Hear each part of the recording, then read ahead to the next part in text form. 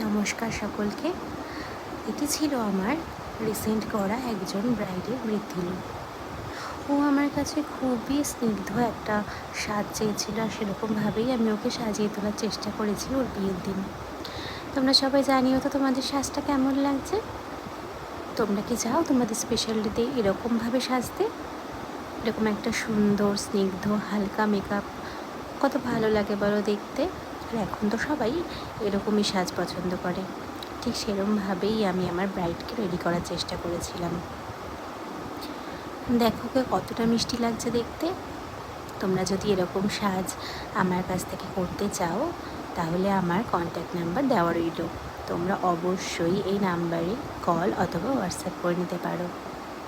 আর যদি ওর আরও সব লুকগুলো দেখতে চাও অবশ্যই আমাকে জানিও, আমি তোমাদের সাথে সব লুকগুলো শেয়ার করব। আর আমার কাজগুলো তোমাদের কেমন লাগছে একটু জানিও তো।